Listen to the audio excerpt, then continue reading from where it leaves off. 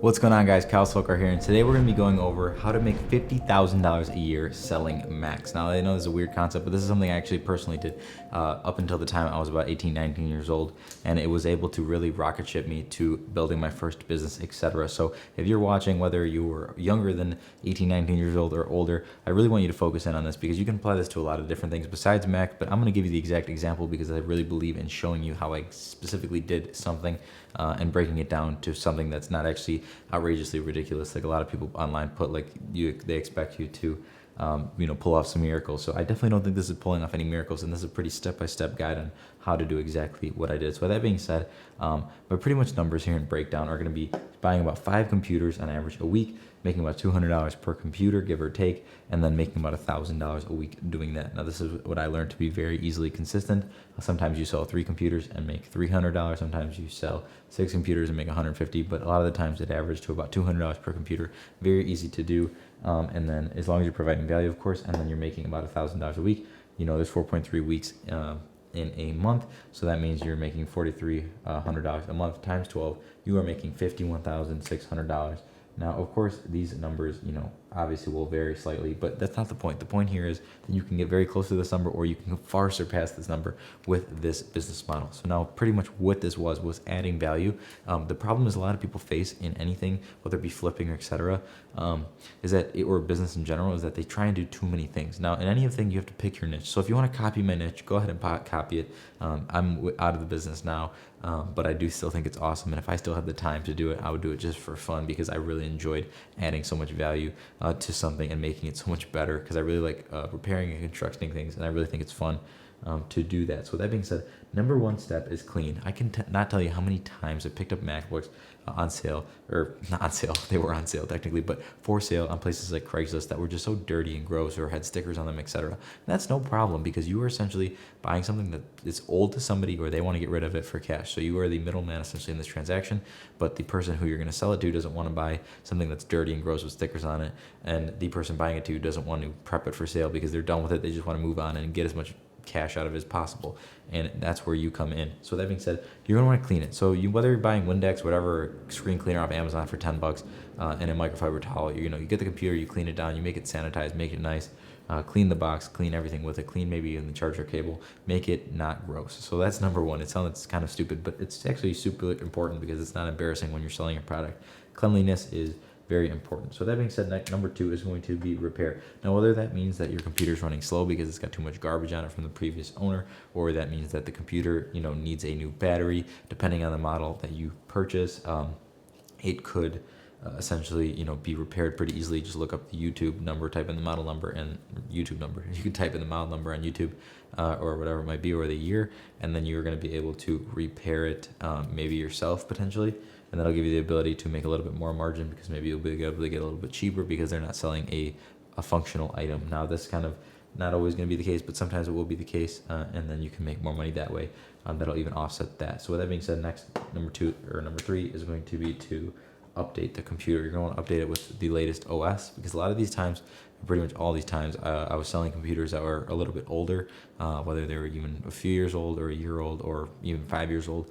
You want to be able to show the potential customer, client, that they can run the newest software. And a lot of the time, talk is cheap. You're better off doing it yourself and or downloading the free software and using Wi-Fi from Apple.com, and then showing them that, hey, it runs, Maverick OS or whatever it might be, whatever the latest OS is. And if it isn't, be transparent with them and say, hey, it's fully updated to the latest one. This is the operating system it's running, and it is, flawless. Etc. So number 4 is going to be logistical convenience. Now, what do I mean by that? That's a big word. Logistical pretty much just means placement and organization of things, moving parts. Logistical convenience is creating an easy place for the person to meet with you that's safe, that's easy during the day, preferably. I did it at night too, but it's easy and just something that's straightforward for your end consumer. So let's say it's Starbucks, Wendy's, I don't know, Chipotle, McDonald's. Starbucks is typically my favorite. Or McDonald's is probably the second best in my opinion, but anything like that will work. A Panera, etc. Somewhere has Wi-Fi, they can test the computer out, they can plug it into an outlet, see that it works, meet with you, you're an honest person, you can sell them the computer. Now, the last step is going to be marketing. In order to get them there to meet up with you, you're going to have to properly market the item. So you're going to want to post all the specs online. You're going to want to show off the fact that it has a brand new OS. It's completely fresh and ready for the new owner. Maybe, post pictures of it with the box, with, whether you're taking it with your iPhone or a professional camera. You can learn some, insight on taking pictures in some of my other videos, but you're just want to show off, in the best possible light. You're going to want to, show it in a clean environment and show that whatever the person's buying is going to be worth their time, and it's going to be of value, and it's going to get them into want to purchase it. So that being said, you might be wondering, okay, you just said Macs. You didn't say MacBooks, iMacs, MacBook Pros, whatever it might be. You didn't say any of that, and that's because you can make a margin on practically any of them.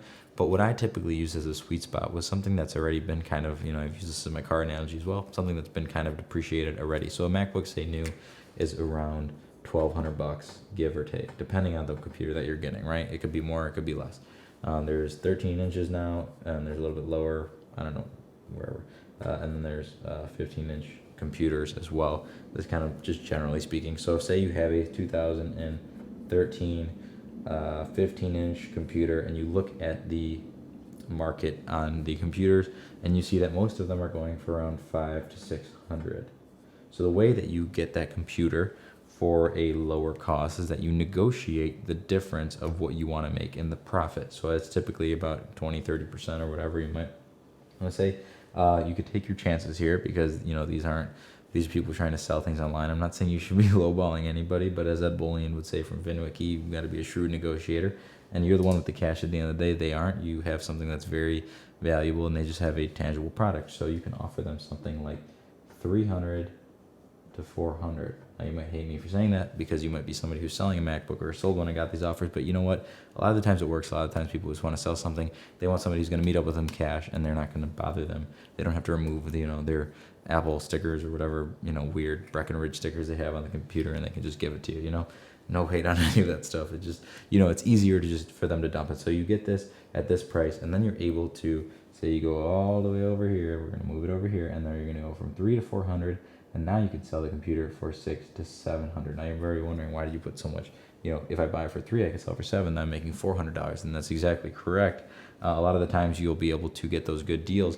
And what I always say, in order to have skin in the game, in order to win in the game, you have to have skin in the game. That's something I've always said, and that's the times when you will even find those deals where you can sell for $300, sell for $700. Maybe you could sell them for $1,000. Maybe you'll get that lucky deal to where somebody just really wanted to get the cash, and for better or for worse, you're there to help them out and to buy the computer from them, and that'll really help with bringing your average up. You can honestly make a lot more than $51,600. You can make a lot less. Whatever you want, your earning potential is up to you. But you can use this general philosophy. It can be a little older, it can be a little newer, and a lot of the times, as long as you're patient enough and as long as you're nice enough to the people you're meeting up with, and you're providing some kind of value, you are kind of creating a foolproof method to creating extra income in your life, or maybe even a full-time income if you'd like. I've met a lot of people along the way who did this as a full-time income, and it's totally possible. And you know what? If you can use these same principles to get started and get leverage, and then you can move on to your next niche, whether that be iPhones, iPads, or completely not even Apple. Maybe it could be cameras, or different kind of equipment, TVs, coffee machines. It doesn't matter. Whatever it is that you do, apply these principles. Always keep adding value. Don't try and be a shyster. Try and be the best version you can be, but also negotiate and be as rock solid of a negotiator as possible, because at the end of the day, cash is king. Truly, not just what they say on the shows, it truly is, and you can really get a lot of leverage with it and make a lot of profit with it. So that being said, guys, thank you so very much for watching. As always, like this video if you liked it, dislike it if you didn't. Subscribing would mean the absolute world to me. Drop a comment below with any suggestions that you may have, or anything you liked about this video, or any clarity you want, anything on this video.